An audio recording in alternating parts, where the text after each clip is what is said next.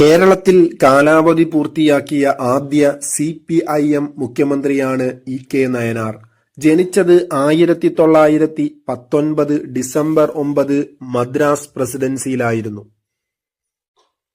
മുഖ്യമന്ത്രിയായി അധികാരത്തിലെത്തിയത് 1980-ലും, രണ്ടാമതായി 1987-ലും, മൂന്നാമത് 1996-ലുമാണ്.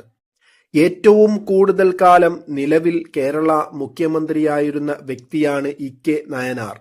കേരളത്തിന്റെ 9ാമത്തെ മുഖ്യമന്ത്രിയാണ് ഇ.കെ. 4ാം നിയമസഭയിൽ ഇരിക്കൂർ മണ്ഡലത്തെയും 6ഉം 7ഉം നിയമസഭയിൽ മലമ്പുഴ മണ്ഡലത്തെയും 8ഉം 9ഉം നിയമസഭയിൽ തൃക്കരിപ്പൂർ മണ്ഡലത്തെയും പ്രതിനിധാനം ചെയ്തു. 10ാം നിയമസഭയിൽ തലശ്ശേരി മണ്ഡലത്തിൽ നിന്നും നിയമസഭയിലെത്തി. കുടുംബശ്രീ പദ്ധതി ആരംഭിച്ച സമയത്തെ കേരള മുഖ്യമന്ത്രിയാണ് ഇ.കെ. നയനാർ. 3 തവണ പ്രതിപക്ഷ നേതാവായിരുന്നു. 1967-70 കാലഘട്ടത്തിൽ ലോക്സഭാംഗമായിരുന്നു. പ്രധാനപ്പെട്ട കൃതികളാണ് my struggle, Russian diary, Doha diary, ജയിലിലെ ഓർമ്മകൾ എന്നിവ. മരണം 2004 മെയ് 1.